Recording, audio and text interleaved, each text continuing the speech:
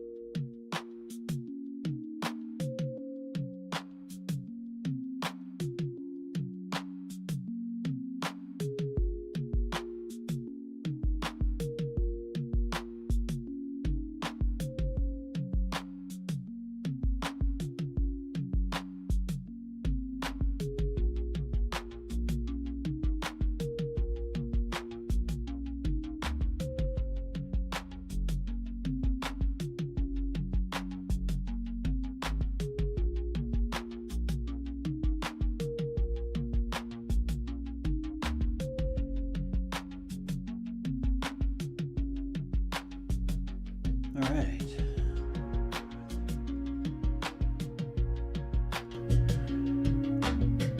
All right, I think we're... Whoops. I think I'm back in the captain's seat here. Let's get this thing started. We got the crew live now with us. Hello, can you guys hear me? Yeah. Hi, James. Hi, everybody. Hi. Hello. Clear, Cap. Hey. Hey, Philip made it too. Right on. Fantastic. Right on. Welcome aboard, everyone. It is snowy here where I'm at. I've got at least a foot of snow, maybe more, probably more. Icicles are at 3 feet. Some of you prefer meters. That's fine. 1 meter. Yeah, and it's all got the wood stove going. It's nice. It's Hey, Captain, can I ask, do we get to go skiing after the show? we will be doing some drag skiing. Yes, it's cold out there. It's cold out there. Not gonna lie, it is cold out there. But yeah. It's I caught a deer. Was trying to rummage through the bird feeder. I threw him some apples, but he was covered in snow. His back was just completely covered. It was adorable. He was. Have you icicles on them? No icicles that I could see. So. Now, does that make you feel soft at all that deer can be out there just covered in snow like what, and then we're all huddled inside in our blankets and just trying to stay warm? You don't want to get me started on this. I put a lot of thought into this. I've got this plan for these little lean-tos and all this other stuff and these little like I don't want to go with electric blankets because I don't actually think that's good. I've never enjoyed an electric blanket, but what I do believe in is underground heating, like hydro heating, you know? Geothermal. Yeah. And Yes. so the idea of experimenting with having a well drilling rig, digging a bunch of holes, just vertical shafts, and doing some thermal tests, and then using that for like have like holes that are there in the field and just see. Wouldn't that be cool as fuck if like they just started sitting there? Because I have a spot right outside my door here all the time. All the time there's a spot. It's really just comfortable is what it is. And that the deer are always there. I'll open that door and they feel really nestled, and I don't open that door enough So it helps, I try and open Yeah. it as sparingly as possible. I need to. So you think there's a warm vent right there that they hang out on? I think maybe some kind of like ley line, and I think Yeah. it's more like a line of sight. Also, the bear usually comes up in that same spot. I think it's just like a fractal ley line kind of a thing, because there's all kinds of weird things that happen on that spot. So, hey, I need to grab something, but you guys keep talking. I'll be right back. Speaking of ley lines, Philip, I know you said you've been on the Mound tour, right? Are you actually going across the country? Well, I've seen some. There's still quite a few I got to get over to. I'm hoping later this year to do Poverty Point, and Oh, when you're in Poverty, I'll come up and see you. yeah, that'd be awesome. That's one of the ones I tend. Really? Yeah, that bird mound. It's pretty fascinating, Poverty. Oh So, yeah, go ahead, Philip. I didn't mean to interrupt. No, that's fun. That's great because I'd love to see you there. And I don't know if I can go to Watson Break, which is near it. I hear that's on private land, but who knows? Cool. That's another one I want to see. With those being the oldest, Yep. that's something I definitely like to get to. But I don't know. There's a lot of them like Etowah, Georgia, Spiro, Oklahoma. I want to go to. So there's quite a bit. Etowah, I'll see you there. I've been to Etowah. Those are cool. That's my neck of the woods. Oh, have you? Yeah. Oh, yeah. They actually have a mound there you can walk into, right? Or they did? Mm-hmm. Yeah. Last time I was there, you could. Okay. Now, There's a really interesting old henge type of thing in New Hampshire, of all places. It's almost like a dolmen, like a Stonehenge. Have you heard of that, Philip? Yeah, like the Eastern Stonehenge. It's like is it on a hilltop fort? I don't remember exactly. I remember going there. I don't remember it being on a hilltop, but it's the American Stonehenge. It's pretty amazing that we have that kind of earthenworks and that ancient. I mean, Poverty Point, if anyone doesn't know that's listening online, it's as old as Egypt, like the pyramids. Well, wouldn't you think they would be building at the same time? Yes, they would. Yeah. So because that would be the pulse, the electricity that would be currently on the skin of Gaia. So it makes sense that it would be going on, and however the soil supported, whether it be unshifting Nile that, benefited in the transport of tools. I don't know much about it, but yeah, you would think that would be happening all over. Well, some of the people all over the surface, because it was a call. It was a call. Yeah. Well, some of the people from Poverty Point would trade down where I live, and they found the same artifacts that they found at Poverty Point, like where I used to live, like right in the neighborhood. It's pretty amazing. I mean, some of the topographic stuff has changed on Turtle Island since then, since they dammed the Mississippi and did all kinds of stuff, the engineering stuff. But yeah, there's that culture that traded. It went the whole length of the United States, which is the whole Mississippi. Yeah, Poverty Point was probably oceanfront. That's probably how that first got established. I mean, Philip, I don't know if you believe that, but I'm just saying that's really almost a guarantee. Really, I mean, as high as the water level used to be. Mm-hmm. I mean, you that's like and it would make a lot more sense when you think about like the trade routes that they know there were. I mean, Spiro, Oklahoma has artifacts and art all over the United States. Mm-hmm. And likewise, like there's chert from the Upper Peninsula in Michigan all over the South. So it's totally. Yeah. Reelfoot Lake is basically almost like what I would say Reelfoot Lake used to be what Louisiana is now. And if you look, this is like the northwestern tip of Tennessee and Kentucky. And that's why it was called a Reelfoot, because Louisiana's shaped like a boot. Yeah. I don't know how Reelfoot is spelled REEL. Mm-hmm. And there's a corridor there that's kind of between two towers, but their towers are made out of water. It's a really sacred site to a lot of different Native American cultures. In fact, one of the Grateful Dead songs, I think it's Saint Stephen. I think that song is about someone in that area, but there's so much history there. I think because that used to be the Louisiana of the ancient world.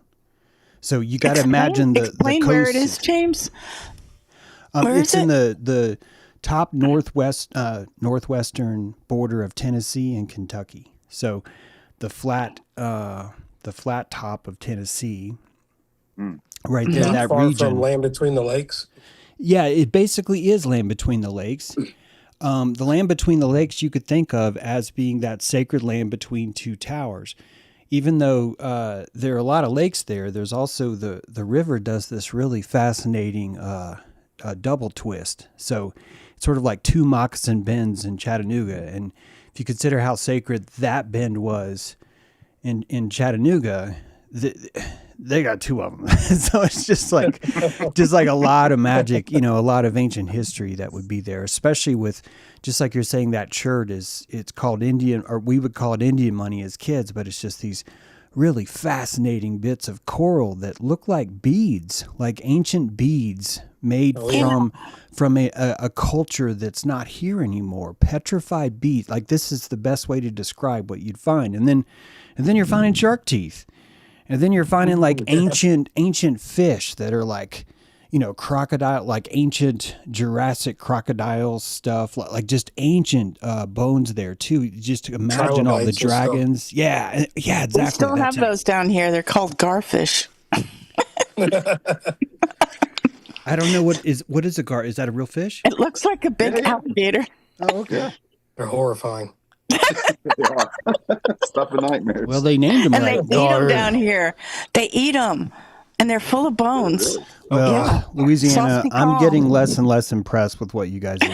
I'm just saying, you guys, you've been playing that, hey, watch me eat this for a long time now. And you've been holding that record for a long time, I'm just saying. Texas is right behind you, though, because when you go to Texas, those people are like really proud. Yeah, what you do is you take bull scrotum, and then you want to dabble that in some garlic. You want to put garlic in the scrotum, okay? And you want to, and I'm just like, why are you talking about this like it's normal? Yeah, Like it's mandatory. yeah, it's weird stuff, man. Weird stuff. Yeah. So yeah, the Mississippi. If this is interesting to anyone. The Mississippi is sort of like used to be a pyramid mouth, right?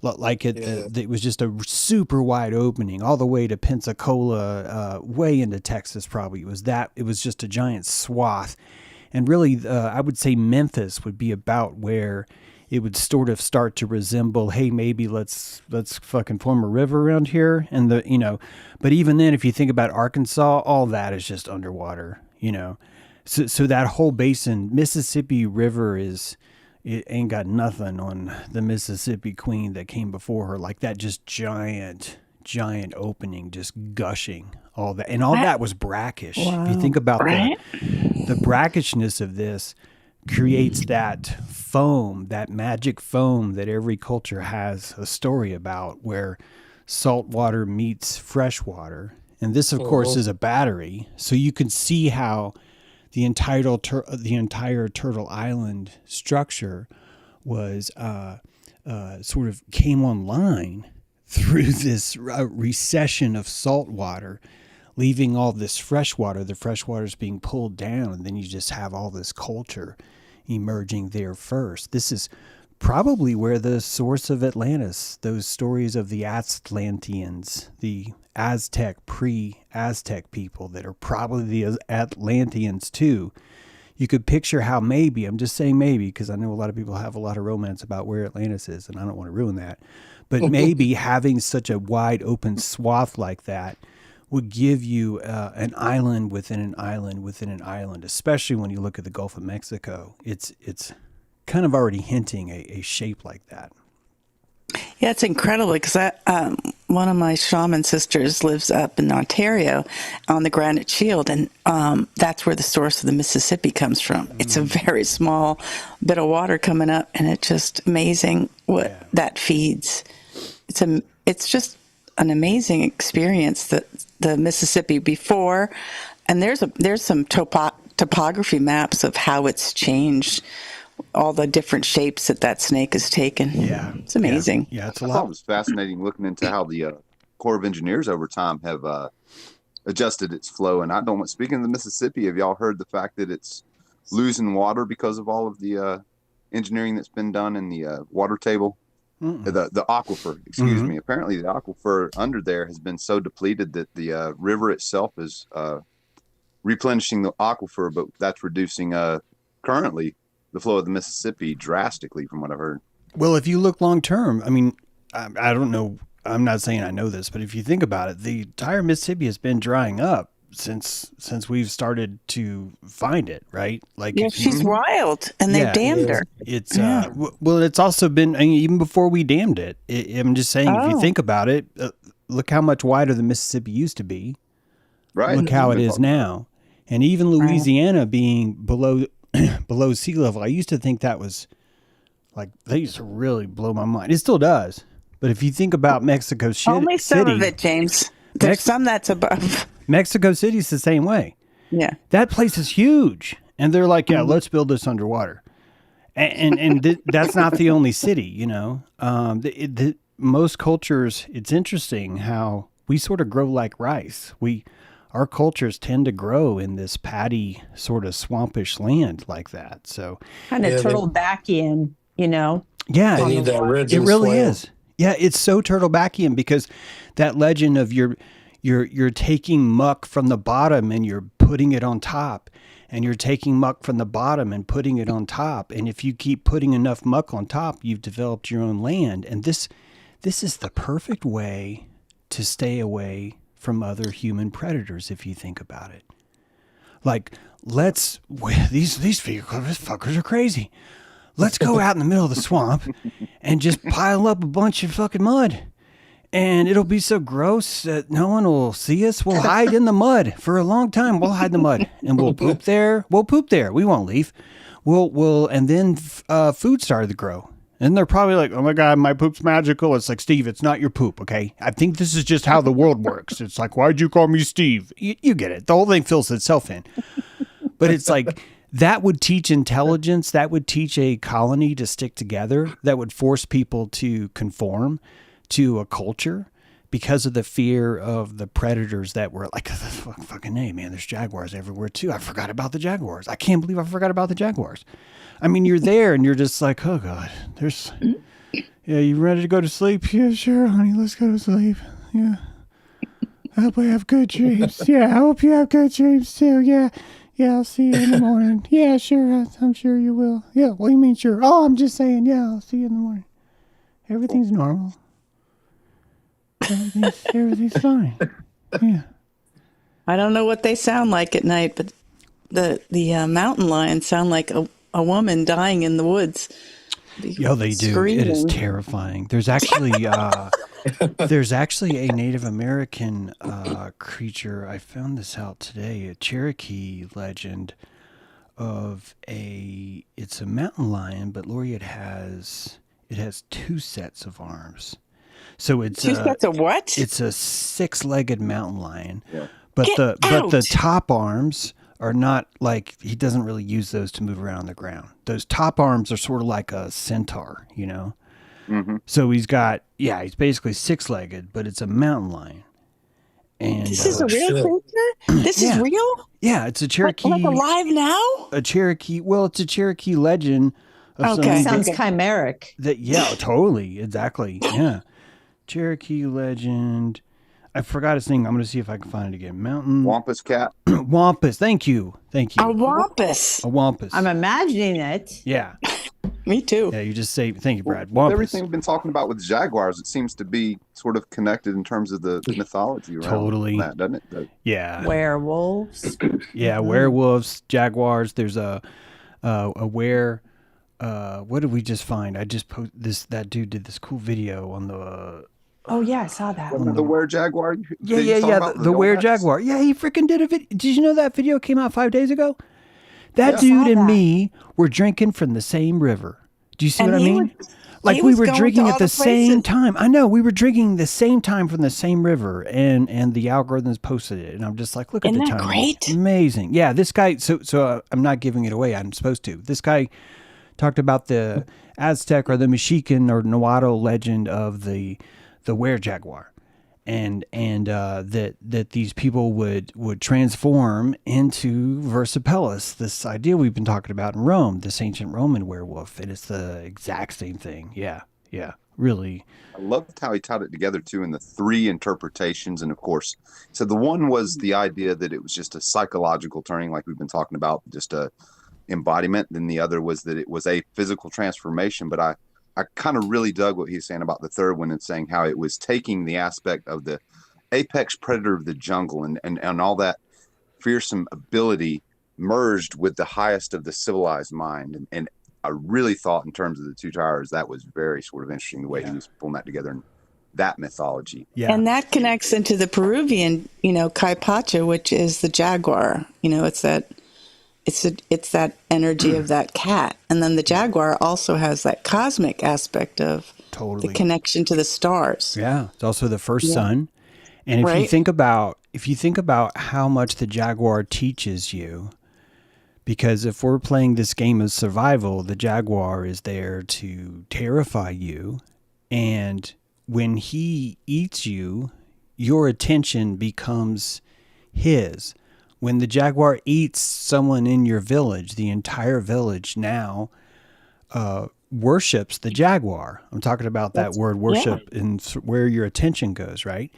And by you worshiping the jaguar is bestowing its gifts to you. That's right. It's teaching you it's the highest gift magic of survival. Yeah. It's teaching you the magic, and it's telling you this game is the most important game you will ever play. And so it's not in reality. This is, I think we're missing, not but like I think what people have forgotten, we've petrified, because this is not reality. What we're witnessing as reality is this predator's game of this is how I want to play. This is how I want to play. And when you look at the stacking order of how this illusory world works, ultimately that force is the internal glue that's holding this reality together. I'm talking about what we co-creatively agree to play. So how serious we take the jaguar or how curious we take the jaguar is so much more about our power center and about like the Mayan power flux of everything. So all the protest stuff falls so right in line with what's happening in Minneapolis with this same jaguar energy. It's the brutal decrepitness of what we're seeing in our leaders. This is jaguar. And we should respect this in the same way by learning from it, by going, thank you for this lesson. This is fucking fantastic. Because ultimately that's what's tuning us the most. That's what will allow us to play our own games. And if you think about it, we've learned how to survive in Jaguar. And the first thing we've done with that luxury is we've created our own game that, no, we have a homeowners association. And anything that has a blood temperature lower than 98, we will not kill. But if you're a creature, we will destroy you because of rabies. And we've normalized into that predator form of imagination, right? We've normalized into that. We've said, this is the game that we want to play. And all of us will play because of that respect, that worship, whether or not we want to or not, that worship that we have for that jaguar. That comes back into cannibalism. It comes into his magic. Our magic is in his belly because he proved himself righteous enough to take it.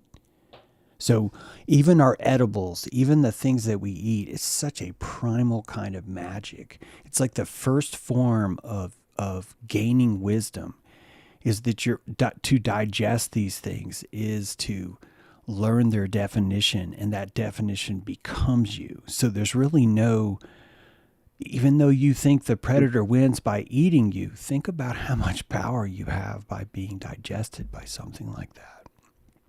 Your ability to inoculate, to totally transform that person's psyche because of the quality of what you are. The quality of your fruit has just as much power over predator as predator has over you. I'm sorry, I keep going. Go ahead. Well, the teacher is in the predator because if the highest honor is to be eaten, it's like the Egyptian Book of the Dead, right? So basically you're on this plane where you think you die, and it's the game, right? So the predator teaches you how to digest in that world. The predator just eats, digests. There's nothing that it's running in this parasympathetic. It's not like running in this like the end of the game is when you die. No, the end of the game is not when you die. He's trying to live forever, but the end of the game is like there is no end game. So if you get eaten by the predator, it's like the highest honor. Yeah. Yeah, and there's something about. See, I think we know this on a deeper level. It's so profound you said this, because I was trying to capture this in words. The idea that how lonely it would be to not be eaten. Yes. How lonely it would be that you weren't tasty enough. to die as a ripe Not get fruit picked. that's never picked or plucked or swallowed. That's never allowed to be, because that's a predator too. You as prey are a predator too. It's a feminine kind of attraction, isn't it? It's the kind of attraction that is passively attracting. It's exactly still there. There is the yin and the yang are just, oh my God, they're so intertwined in this. And there's that polarity of that, the salt water and the fresh water. It's a battery. Indeed. I mean, it does make sense that you would think the flower, a flower being so pretty, or a berry is attracting the deer to eat it, right? I mean, in a sense, right? Yeah, because it wants to be predated. Devoured. Yeah. Yeah. That goes back to the Egyptian book that you just mentioned. And I know that they used to call it like the book of going forward by day, I think. Mm-hmm. Oh, I didn't know. Which is so strange to me, because it's like it sort of implies that there's like a way to go forward by night as well. Yeah.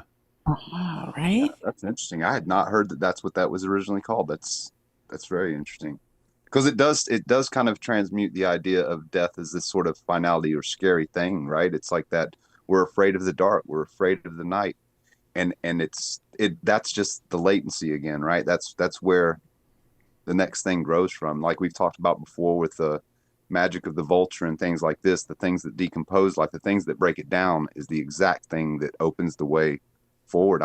That's fascinating to me. I had not heard that was its original etymology, but it makes a lot of sense, because what I've read into the Book of the Dead, the whole principle into it seems to be of, like it says, act like you're already dead now while you're alive, so you're prepared for that shift in consciousness, right?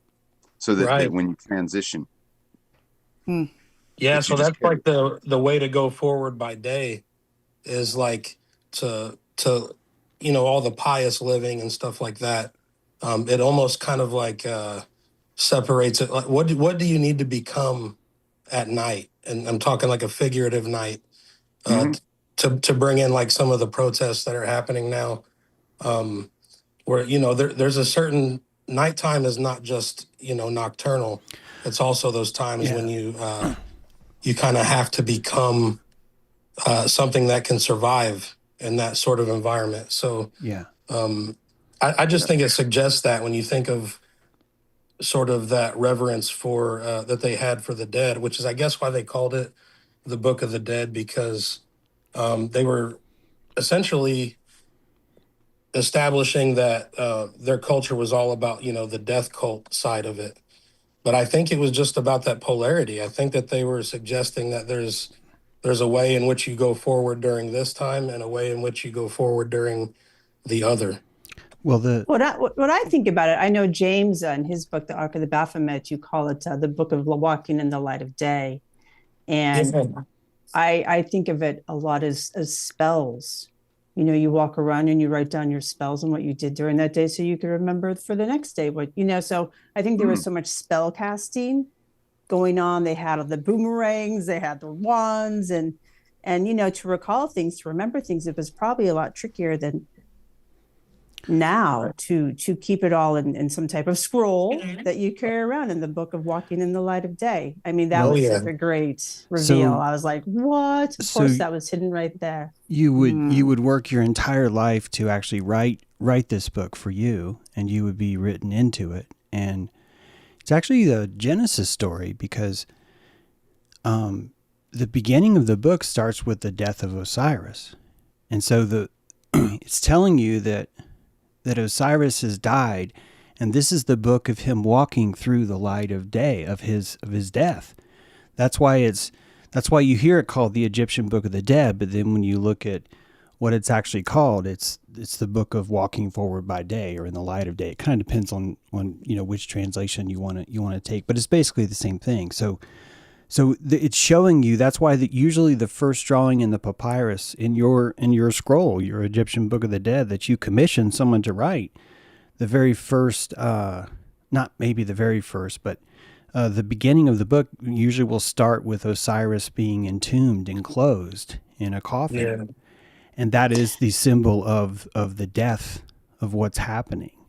And so then the life is written out, and it's a spell because you're appealing to your own sense of justice, your own Themis, your own judgment, your own Anubis. You are hearing the trial that's happening on the other side of your brain.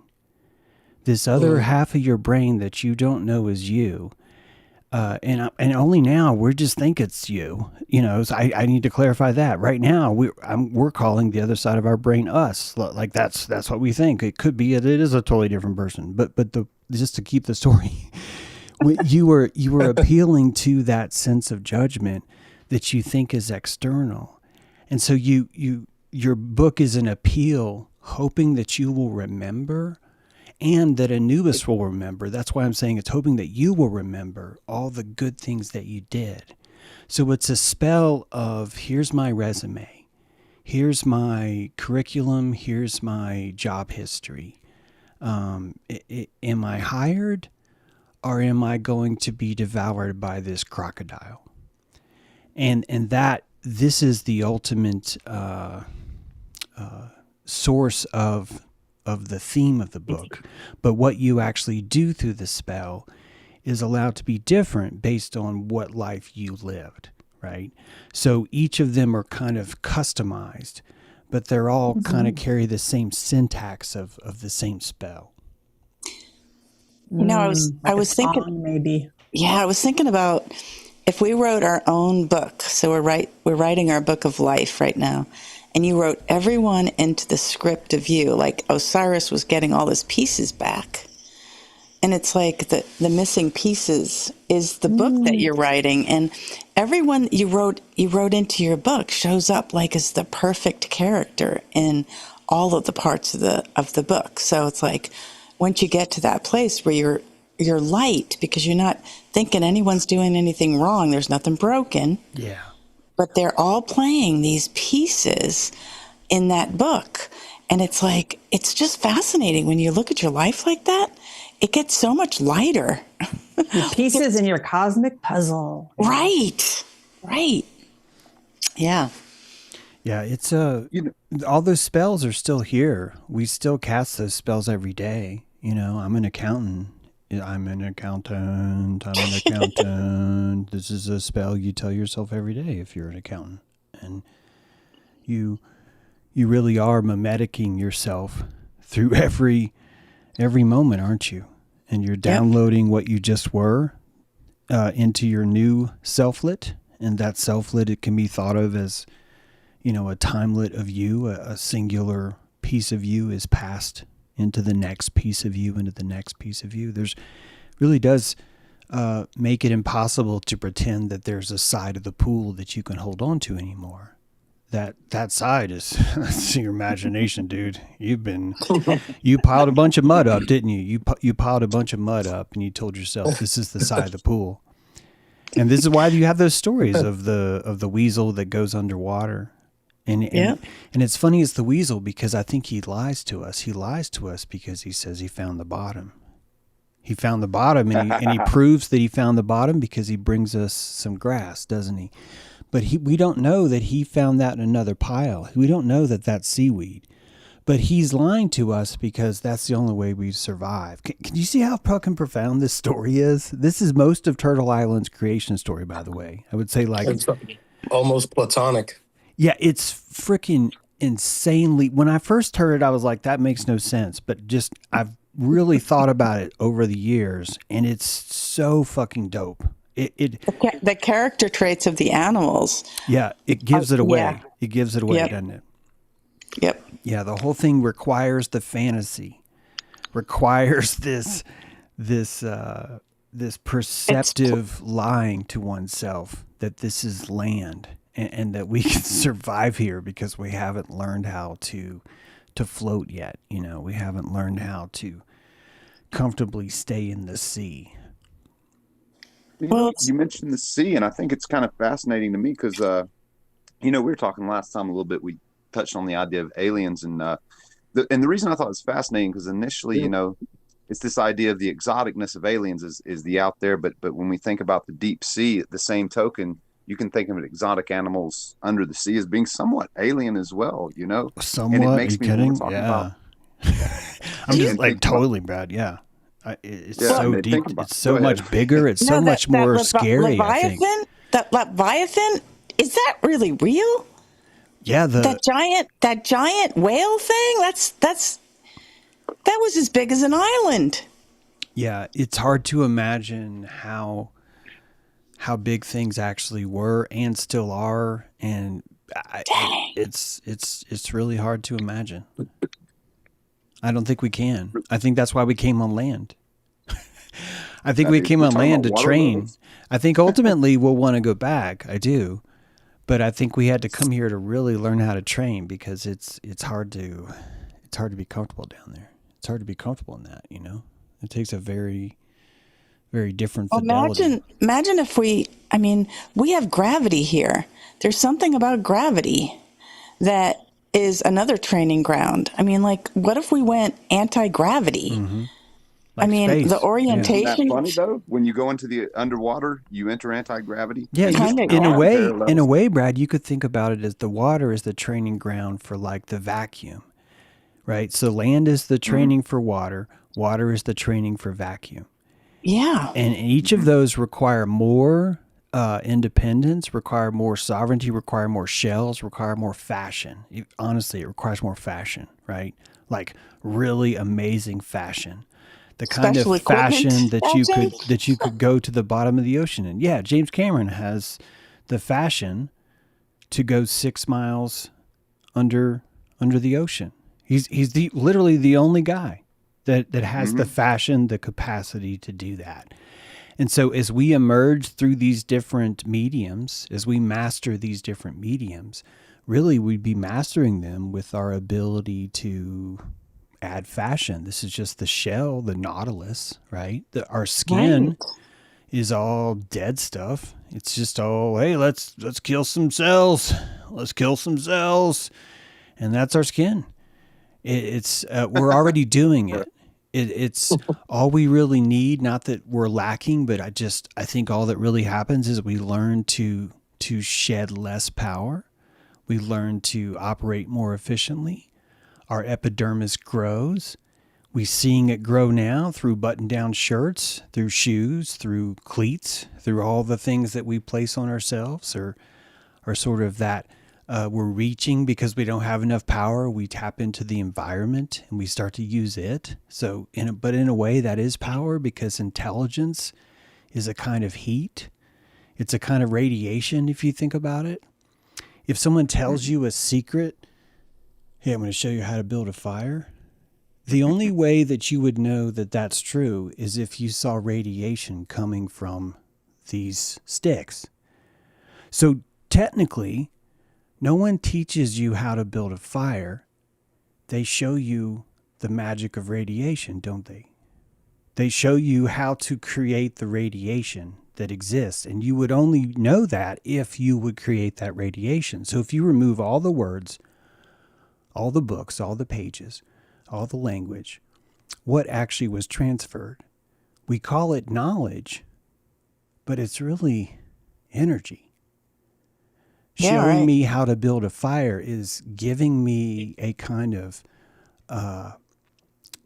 hidden energy, an invisible energy, kind of a dark matter, kind of a You bring substance. heat and light out of the ether by seeing that. It really is kind of profound how that comes on. It seems to be all oriented to shape, to architecture. That when it comes down to it, every single thing in this environment, even on a micro scale, when you look at your cells, everything that's there really is just architecture. And if you shape something correctly, it creates a vortex, and if you shape it incorrectly, it stops the vortex. And well, hey, let's make some music. And really, that's all the intricacies that happen on that molecular level that you see, the amazing creatures that you see, all the Indian temples that have been like, oh my God, this is just a simple ion chain channel here, is showing you that ultimately all you really need in this world is shape. That shape itself is really at the source of all collecting of power and distribution of power. So a capacitor is really all the electricity one needs. And all that is just a shape. It's just a spiral that's clean, a spiral that has a clear definition between one side and the other. That's just architecture. So this realm is there. We actually don't have, we're not tapping into any power. I swear to you, we're not actually using power. All we've learned how to do is leverage architecture. We haven't even begun to realize that, wait a minute, all the information is energy. Like the informational matrix that I see when I say those are roses, this is actually an energy. And your antenna to ingest the roses, to digest the experience, the limbic experience of that, this is a solar panel.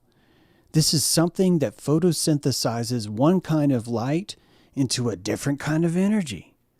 So all of reality is in fact photosynthesizing you, which means it's just all energy. It's knowledge and energy are really just we abstract it as knowledge because we don't want to accept that we're surrounded with all this power. It's radiation. And if we focused on the radiation of it all, we wouldn't be able to see anything. It's just fucking everywhere. Like even the air, we have to ignore the air. If we understood that this was all energy, we would not be able to ignore that. We would not be able to see the plasma through it. just coming off the light of the sun and that radiation, it's overwhelming, the information that comes from that. If you were processing all that light and all that plasma and able to direct it, can you imagine? Yeah.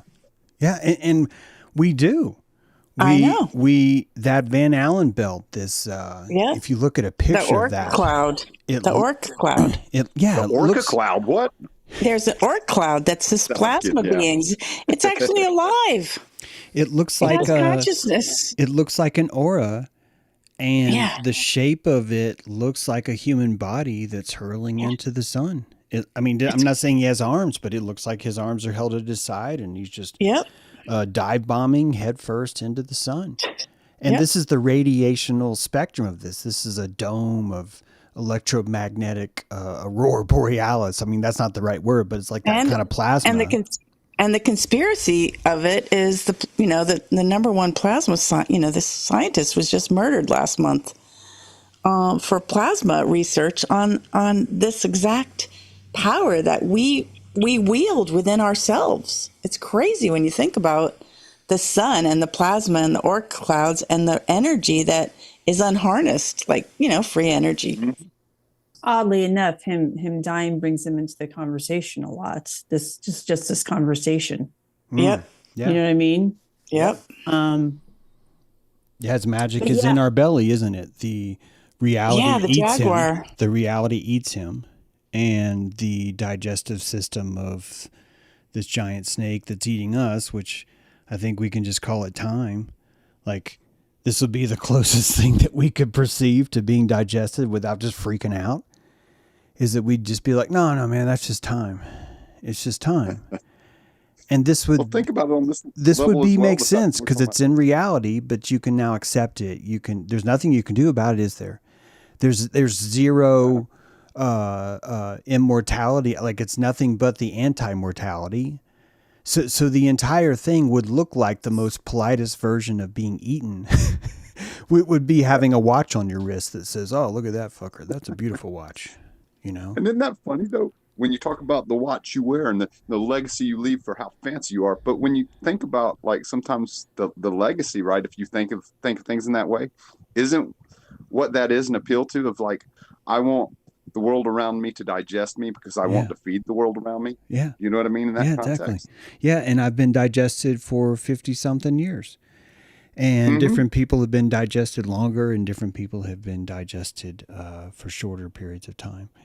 And I would imagine we taste very different, that all of us have much different flavors. And Quetzalcoatl, the time snake, is that's probably why he's screaming. I picture him screaming.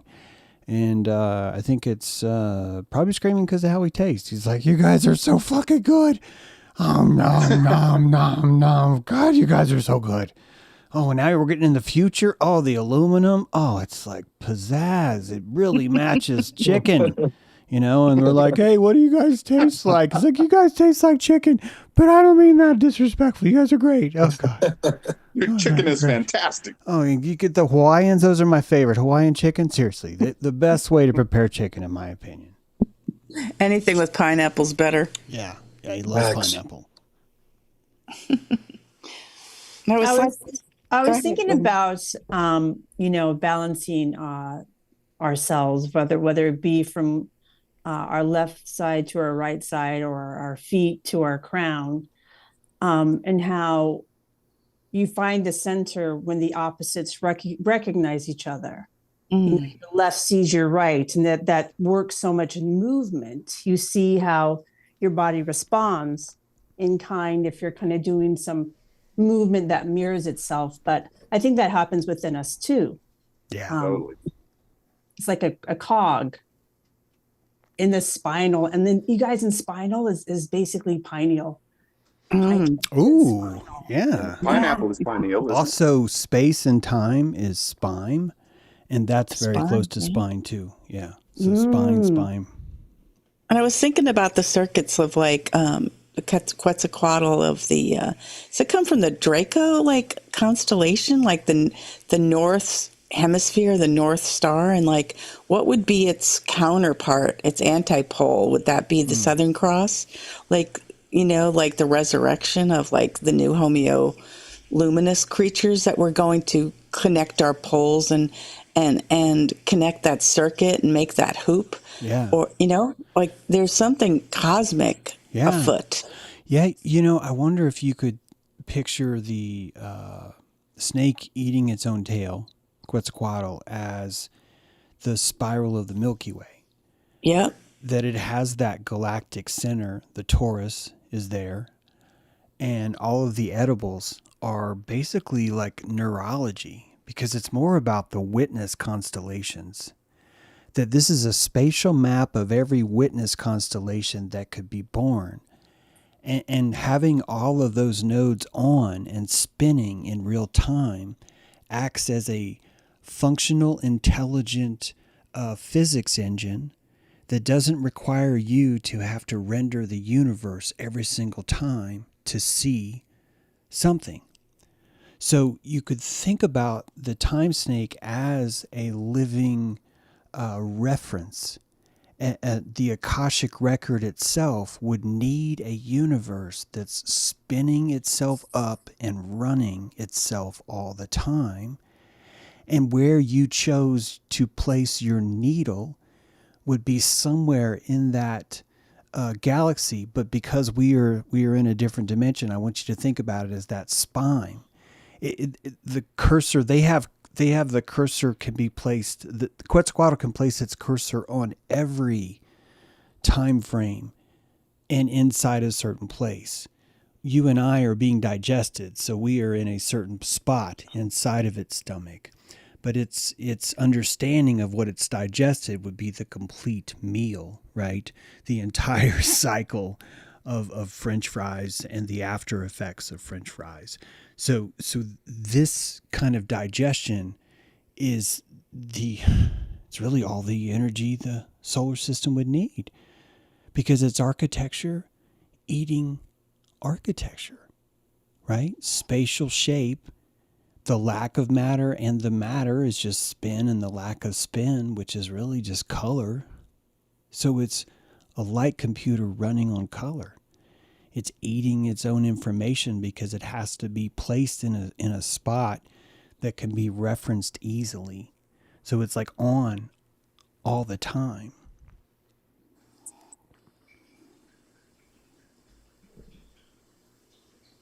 Mic drop.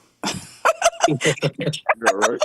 That was really good. Think about that for a minute, I was guys. out in the cosmos in the Milky Way getting eaten by the snake, and it was in my spine. It was very interesting. I went cellular, and then I went cosmic. It was telling the story. Wow.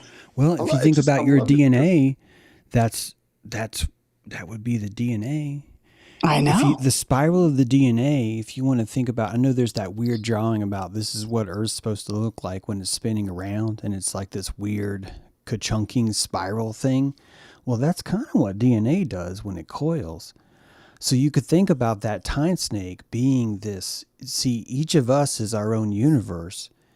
And so that all of our own possibilities would be that DNA coil that's referenced. So this is like this snake is really complicated because it can chew. It's probably simultaneously eating all of these different fucking perspectives or all these different universes.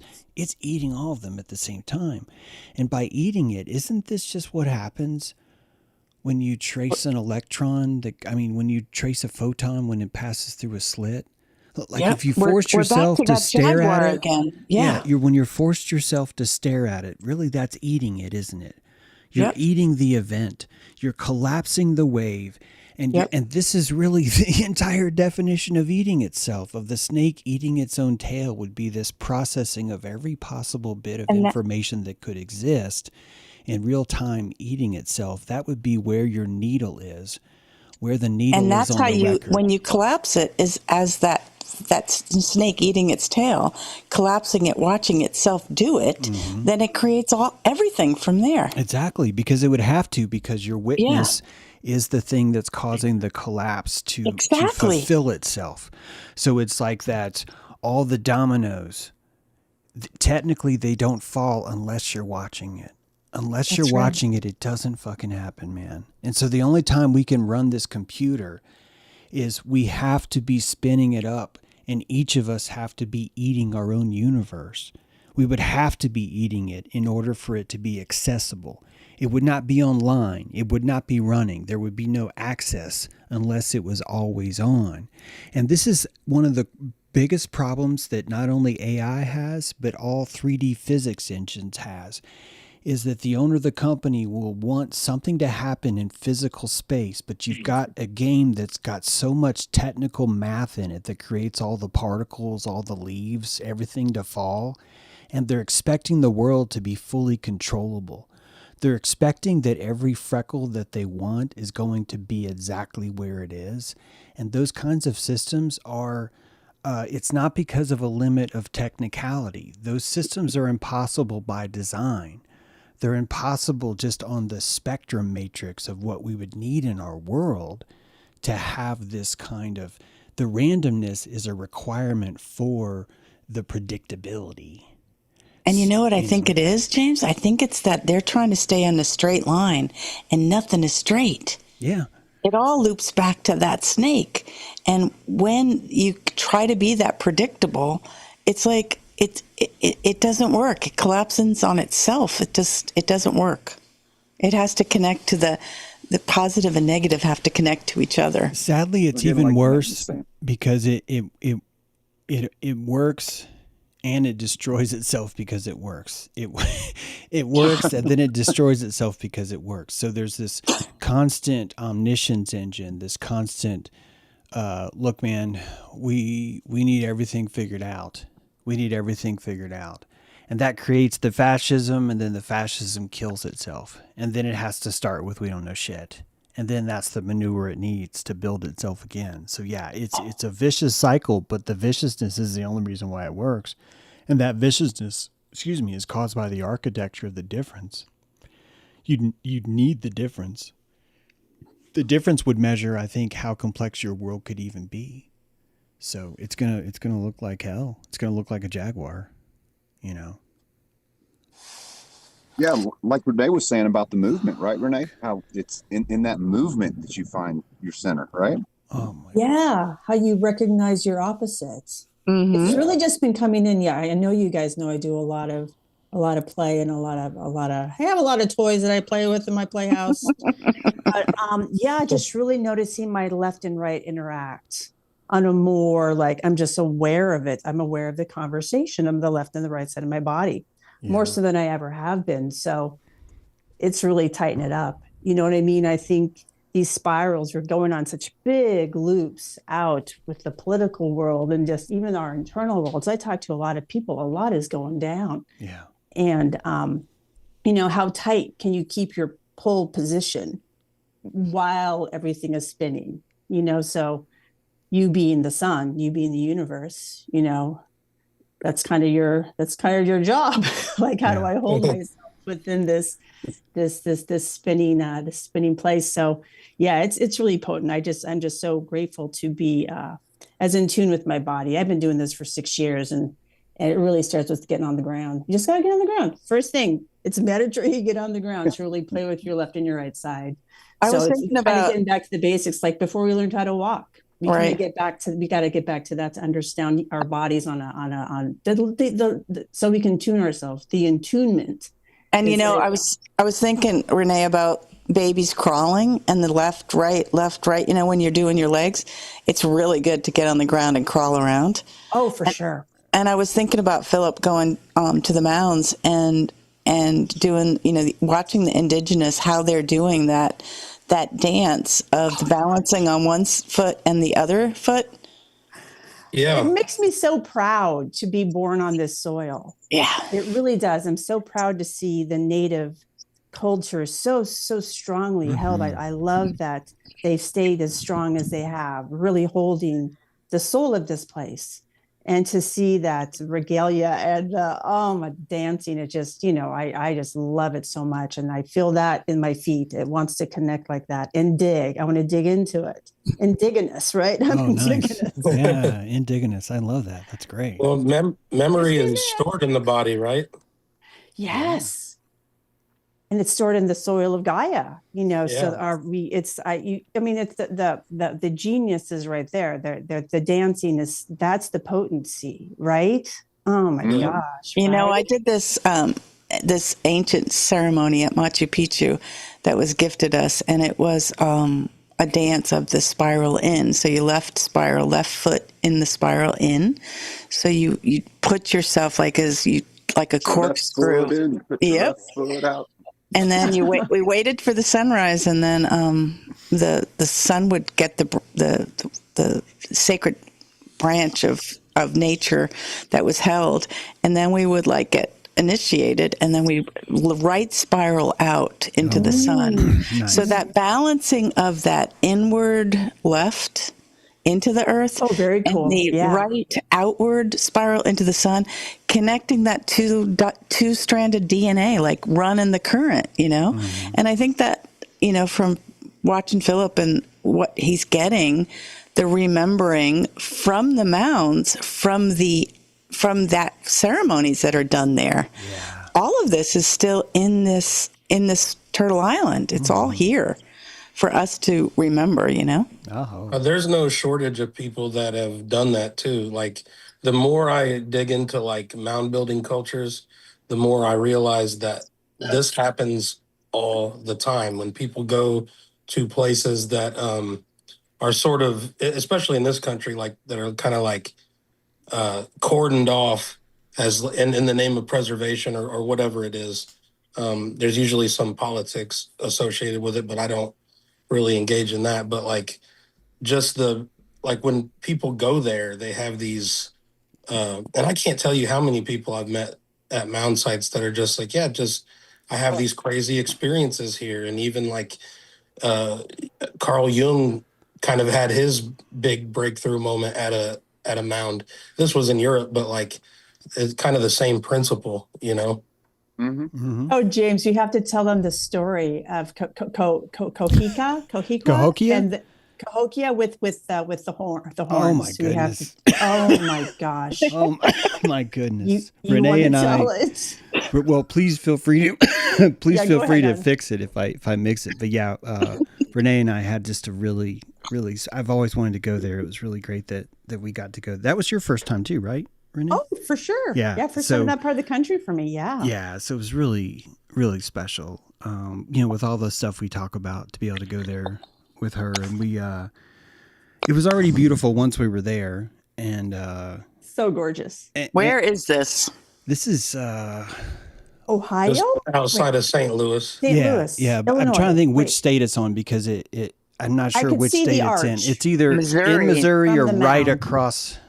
I'm not sure if is it in Missouri, Philip. It could be that No, it's it's in Illinois. If Okay. you're in yeah. it's on the Technically, Illinois side. technically the site is both, honestly, because of the way, you know, that the river curves there. So it does start in Missouri, then leaves, and then comes back in, I think, basically. But yeah, it's that yeah.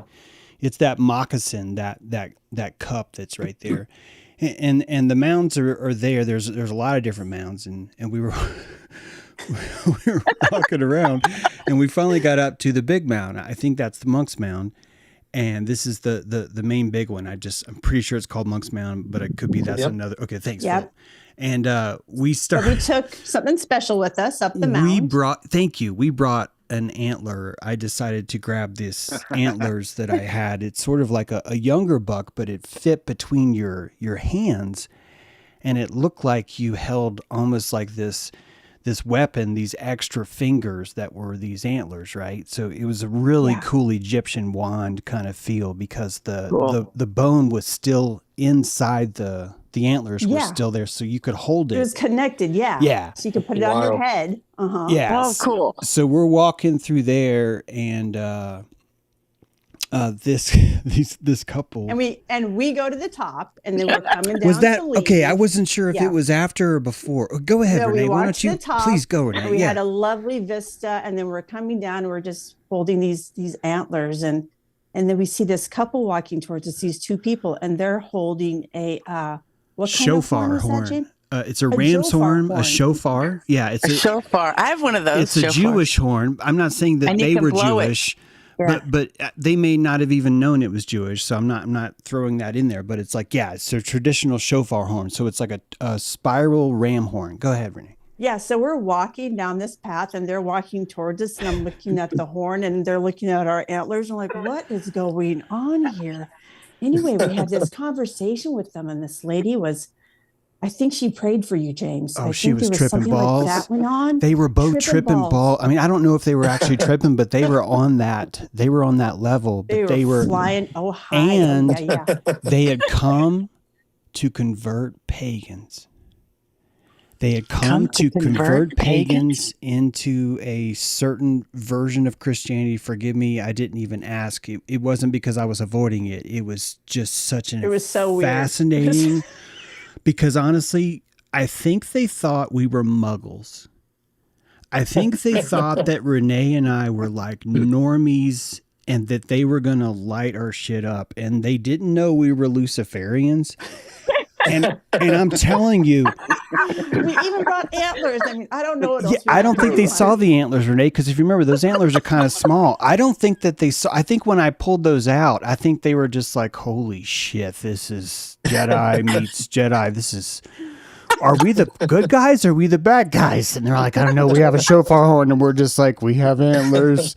And they were like, Jesus died for you. And I think I might have said something like, Jesus lived for all of us. He lives. Or Jesus lives. something. I'm not sure exactly. It could have even been, this was all like energy, like what I was saying. But if you could imagine, if you've ever met someone who's trying to like stare at you like deeper, And maybe traditionally you're expected to kind of turn away from that. But then sometimes when they do that to you and you're just like, oh, let's go, let's see, let's look. It felt more like that. I'm not saying that they were challenging me, but I do think that they really came to convert us to change the energy yeah. of someone there, because they would make them feel really great. And I get the feeling that they decided this is sort of like a pagan place. And they were like, where can we go safely change people? And I think they were like, oh, we got to go to Monk's Mound because there'll be a bunch of Indian lover dudes that are, I'm just, Renee, correct me if you read this differently, but this is sort of the vibe I got. They were really nice, by the way. So this wasn't for sure. I'm just saying they were a little bit, I like the word twisted, but I really do mean it. They were a little bit twisted in the art of, can we convert someone? Because there's a really big payoff from that. And that's the energy that was. They were trying to mastermind you. They were trying to get the third person. And his chest, the male's chest, I think he was sort of more supportive. She was more in charge of the energy. Yeah. But I felt his chest. He was a beautiful man.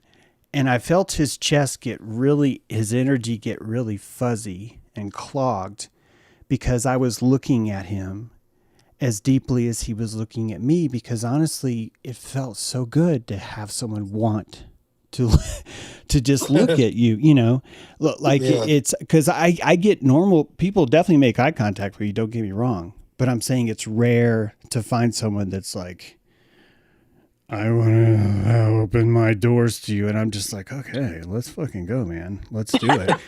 And let's go swimming. I think that he sort of felt, this is not what I was expecting to happen. And I think that energetically she sensed that. I think she was stronger, but she sensed, fuck, I'm losing my henchman. This is really embarrassing. And then I think she tried to let's just finish this. Look, you're going to go to hell.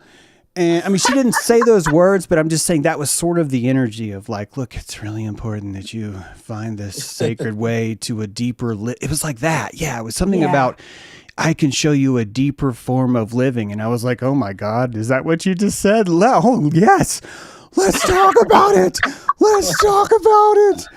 Let's do it. And I think she was just like, oh my God, this is like polygamy. And I'm like, no, this is all energy. I'm right there. I'm telling you. And I think she was just like, I'm afraid I don't want to lose. If I came here to convert you, why are you trying to do this? And I was just like, there is no conversion. This is the mound. This is the place. We are the living soil. We are the living soil. And they were like, I don't want to be living soil. I wanted you to feel dirty. And you're telling me I'm dirt and you like it. Reverse conversion therapy. I might have been making I want to hang out up on the mounds. This sounds so much fun. I might have been making all this up, but I will tell you that's what I felt happened. Oh yeah, it was just as you were saying that people have different experiences at these mounds, and I just did not expect to see someone with a long piece of horn on them. And then something even better happened. Even better happened. Okay. We left the mound, we got in the car, and we drove to the original Woodhenge. It's not far. We could have walked, but we didn't know we could walk. So anyway, it's like maybe half a mile. It's like half a click down the road. It's on the eastern side. So before Monk's Mound, there's a Woodhenge. This is a Stonehenge made out of trees that are buried in the ground.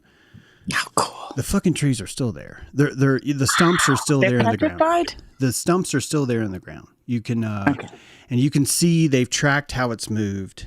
We had a great time just laying in that.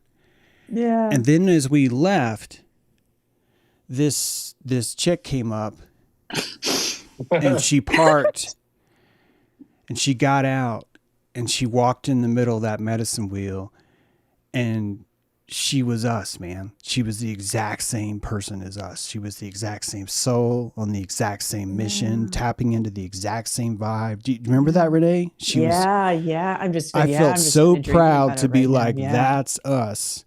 I think I might have told you that, or you told, but it was just like that. It proved that what we just experienced at Monk Mountain was real because we saw her. And she looked beautiful. I mean, she just looked so great because she just flopped down on the ground on her back, just like we did, just like we did. And she didn't care. I mean, you know what I mean? It felt like a center because yeah. it was the center of the wheel. We were at the pole. Yeah. We were the central pole. So it really did just draw you in, and just the ancientness, and I just love this land. It's just, I fall more in love with it the more I get to know myself, which is really interesting. Renee? Right. Yeah. When you fall in love with yourself, you can love this mother so much more. Mm-hmm. Yeah, and that's actually what happened to me. Is it taught me that, like hiking on the trails on the same land by Angel Mounds taught me that to some extent, and I feel that same way at Cahokia, because it's like it's nearly impossible to park in that back parking lot and like find your way around the funerary mounds and then down to Mound 72 where that mass grave was. And like when you walk through that like little corridor, the energy it's just insane. It's unlike anything I've ever felt except for at other mound sites. And it's just wow. Like it really can. It can teach you things. There's a memory. Things just kind of like fall on you.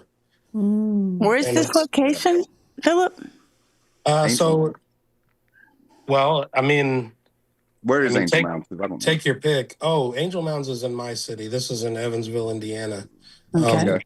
That's where I had this huge sort of epiphany there. And it was related, tying back in like the earlier conversation, it was related to movement because I was really starting to experiment with getting to know my body. Yeah. And there was just this sort of nexus of everything that was changing with my life.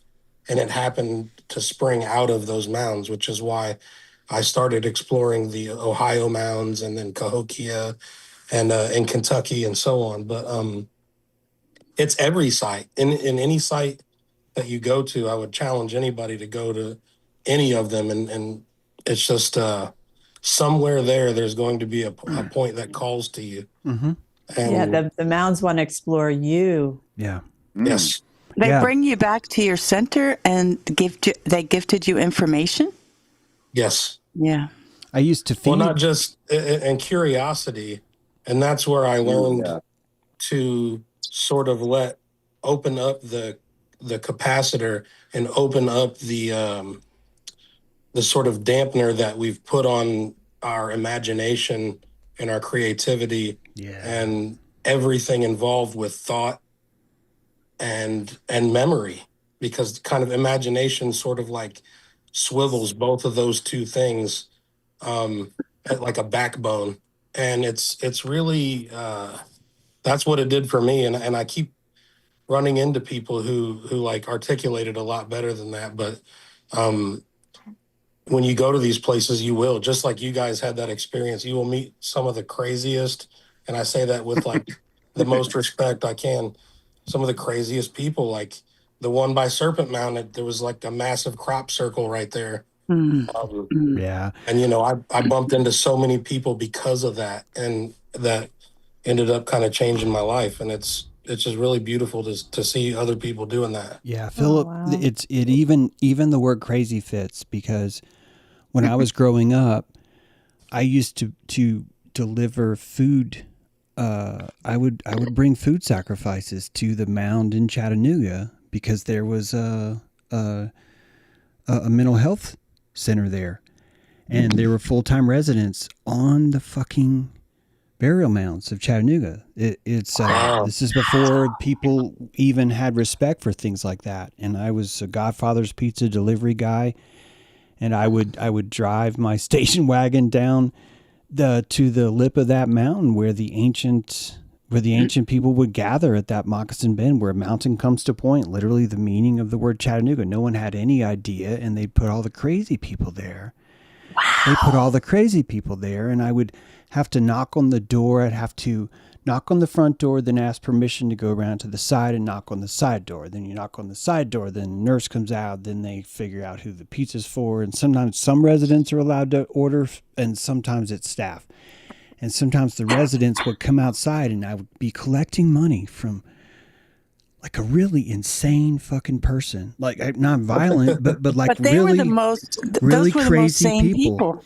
And they to think about though that I was too naive to understand, guys. So I don't get, I'm just trying to say to think about that I was there, I was doing those things before I even knew what that land was, before I even understood it.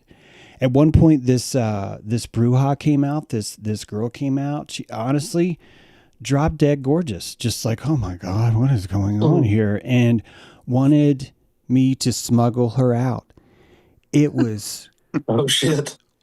talk about a fucking challenge. I mean, seriously, because you were just like, That was a siren. I don't know The rock. what to do.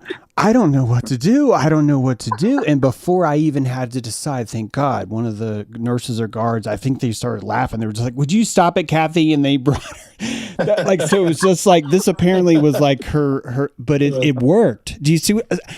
Can you see what I mean? I was so, I was instantly in the spells, the incantation of the Bruja witch that was living on the mound where a mountain comes to a point of the oldest. It's just like all the magic is around you. It's all around you.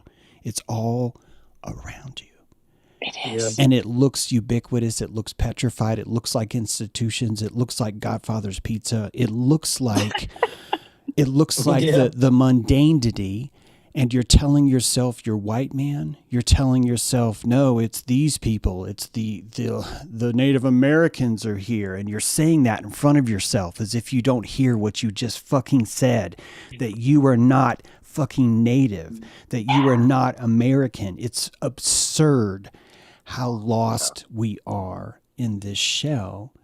And the magic is right there. It's so amazing to be here. It really is such a privilege to be born inside of all of this raw young magic. Some of the youngest magic on earth is right here, and we have landed. It's interesting about these sacred vortexes or sites, or you want to call it ley lines. It's just there's something about what draws people there. And if you stay out of a judgment, like I know I have this thing for hot springs, and I think it's the same thing. You connect into the waters and you meet the most bizarre and amazing people at hot springs. So, yeah, it's just crazy when crazy good. Because you're walking around and people are not connected to the earth, but you go to those places and the ones you meet, you're like, wow, I don't feel like I'm schizophrenic anymore. Nice. To think they put the schizophrenic people on top of the mound? Yeah. It's because they knew what they were doing. Deep down, we know what we're doing. Deep down, we know that this is where these people belong, and this is important. We put the most sacred people in Chattanooga, at least. We pick the most sacred spot we could find and say we have to save this for hundreds of years. We will put our own shaman here. We will build them their own facility, and this facility will allow them to thrive and order pizzas and practice their magic and do all the things that they do, and no one will mess with them because everyone will surround them with the safety of you're crazy. That everyone will be able to tell them that so they can work on their own magic. And until we're ready, we will be ready for you. We will be ready, but we're not ready now. So we're going to cloister you. You're cloistered right now. That's America. That's what the fuck is happening. That's what the fuck is happening right now. And I know I keep harping on it. Carmen, if you're out there, I love you. I know you don't like this and others don't, but the whole white man thing is exactly the shell that is surrounding you that stops you from claiming yourself as a Native American because you do not feel it's okay to touch dirt. You do not feel it's okay. We import grass. We have to import grass. We have to plant then you can touch dirt, but only if there's grass. Only if there's concrete, only if there's asphalt, only if it's scrubbed clean. It's so you could not psychologically see more of how obvious this is. than how we choose to live, how our houses are elevated off the ground, how we don't even take advantage of the insulation of just burying your house just 3 feet into the ground. I mean, it's like the oldest fucking tech in the world, Right. and we don't do it. It's anyway. Well, all of our dead people are raised above the ground because the water table is pretty high here. So. It's funny we're mentioning housing because I've been in the trades for a long time, and modern housing is some of the worst housing being built, and it's only gotten worse. But like as far as not being tapped into the earth, and we're talking about geo heating and things like this, housing that's being built now primarily is so out of touch with the environment that you're having problems with mold and things like this that just weren't a problem before, because what they're doing in housing now is trying to isolate a bubble of space, right? And so a lot of the mold problems and things like this come from trying to create a bubble that is so impervious that it won't let it breathe. And the fact that it can't breathe is what creates all this a problem with the environment inside and outside. And just exactly what we're talking about. Old structures didn't have insulation and things like this, but somehow these people lived and stayed warmer, they stayed more connected. And I think you talk about burying it, like you're saying, just taking advantage of the ground and burying it 3 feet in the ground. And in an effort for the white man to be disconnected from the land, right? But that has created so many existential problems in the psyche that we don't even understand fully. Like, and if you live in a metal building, you're not connected at all. It's like you're in a Faraday cage, so you're not even connected to the earth. I did this whole research in geomancy, how people are like, you can build onto the ley lines in alignment, and you can ground and set your whole house up with like sacred geometry. It's pretty powerful.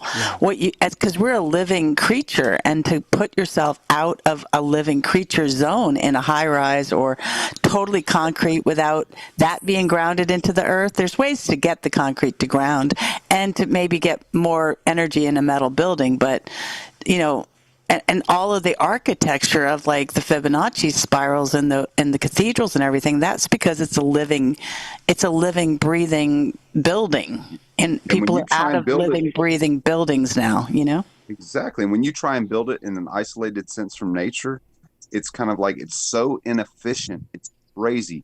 The energy loss, everything that goes into that. It's insane how much we don't take advantage in the quote unquote modern civilized sense of natural rhythms like that, natural energies. And to be fair, this is why I think it's fitting that white man's called the cracker, because he learned how to perfect making himself portable. So this isn't a curse. This is honestly a magic that we developed.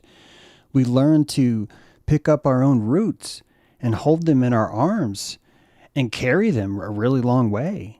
And we did that for so long. Honestly, the preservation of life and the fact that we were not willing to eat face is why we ended up running. And the running is why we had to develop the idea of we can't have roots. So it's given us so much. It's crucial. And just think about what would happen if we were to lay our roots too. If we were to remember, wait a minute, we can do this too. And this is a whole new species that comes out, I think, once we root again.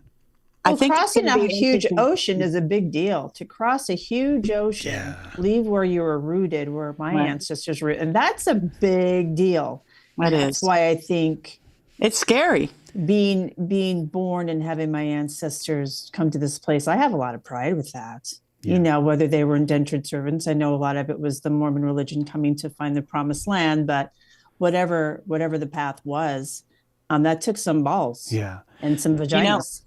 Right. And I was thinking about the outlying of hemp in the 30s. So hemp can make buildings. Hemp can build everything. Hemp is kind of amazing when you look at it. It's hemp, everything. It's living. It breathes, and as soon as that hemp plant gets freed, I think the way that we build will be building with more natural fibers that will be actually like you can make hempcrete, you can make all this natural, breathable, but they Let's render outlawed that. they outlawed the plant. And people used to be mandatory. The farmers had to mandatory grow a certain amount of hemp because that's how they made their ropes. Well, Benjamin Franklin had a huge hemp Oh, that dude was plantation. stoned all the time. He was probably smoking with Indians. I bet you he was like, dude, let's go smoke with the Algonquins. Those dudes are freaking lit. And he learned all these stories. They taught him about government. They told him how they ran this land. And he was like, this is brilliant. I've never heard anything like this. What? Tell me again? And he's like, we have 2 houses. This is the big white tree. This is the big white house we come to.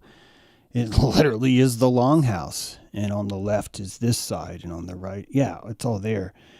I have to say one more thing, because Renee, when you talked about the ocean, it hit me that, it's all that salt. I think honestly, one of the biggest things we suffer from is thinking that we came from over there, because that salt barrier really is, we need to make that a clean break. And romanticizing about the Caucasian mountains in Russia, I think is hurting. I think it's hurting the plasma, because it has to transmit through that salt barrier. And any magician worth their salt knows how powerful salt is. The essence of the salt in a ring is the secret of all magic. And so, and this is me being very anti-racist, like meta a racist, because I'm saying that I think that if we respect the circle, respect the salt, that's when our roots start to color us. Yeah, that's the boundary. As soon as you say that, it happens. I dig. Just like Renee said, I dig. I fucking dig my toes in here. That. Yeah. You start to be colored. Your coat of many colors lights up, and you are here. You are native.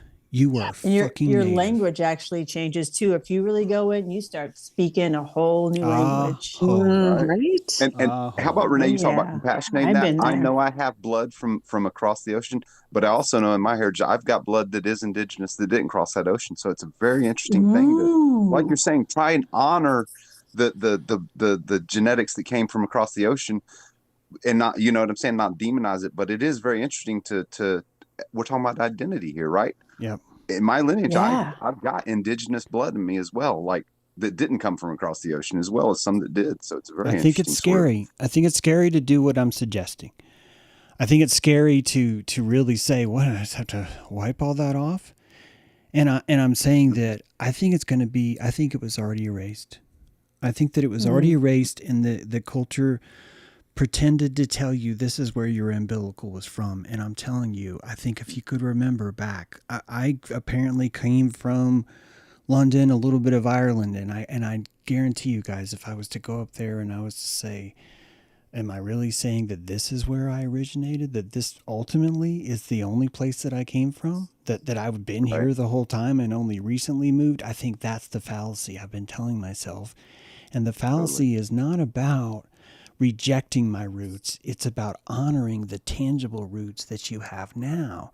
This is the only way, because you are becoming the ancestor. You were emphasizing the ancestor more. You were digging it deeper, because you were claiming this land is me. And until we do that, we're treating orphans like heroes. We have we have a disenfranchised white nationalist movement. How the fuck is what I'm saying not the cause of all that? Like, how is this not so clear that everyone should be able to see it? It's so obvious to me. Get off the orphan train. I'm blown away that it's so obvious to me, guys. It's a kind of schizophrenia that we talk about, that pain of like, how can we not see how obvious this is? Yeah. So. I think that's exactly true. We have to put it all down. Yeah. All this stuff we're carrying, because it's just like Brad was saying, that analogy of like isolating and insulating yourself from nature. is something that had to be done to get here. Yeah. But how could that not extrapolate through the psyche and through the subconscious of us? When I say us, I mean everyone. But until you put all that down, I think it is scary, like you said. I think it's only scary though until you let it go. Yeah. And you realize how relieving all that is. Like, beautiful, Philip. And we will end with that. We have come to the end of another flight. What? Thank you all for being here. Yes, it is true. Guys. We're at the end of January. Tomorrow's February, everybody. Maybe. Happy full moon, you guys. We got a full moon. So we have a whole new, Thanks a lot, everybody. Great to see you. Yeah, man. Hey, night, glad y'all. you Philip. I love you guys. Thanks for coming, everybody. Guys. Good talking to you. Yeah, sure was.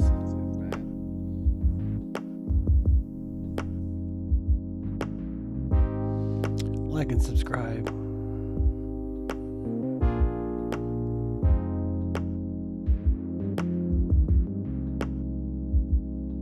You said it yourself, this will not work if we are miles apart.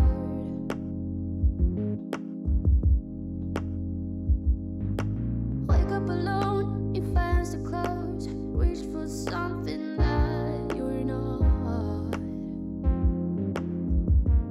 Oh, you need to calm down, honey. You need to calm down, honey.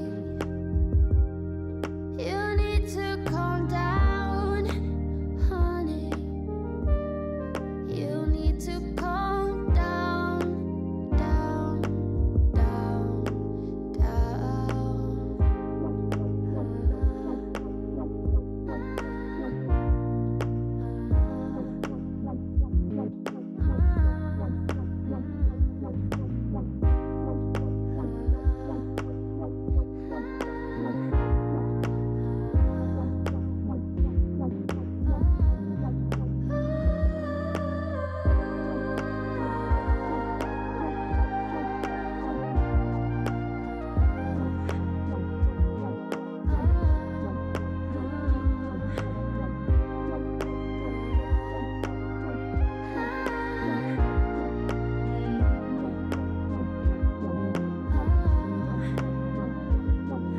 I know how you feel up in there. You'll get there, I know you would.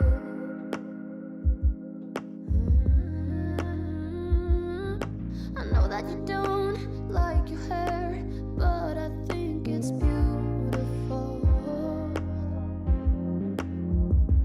We just need to calm down.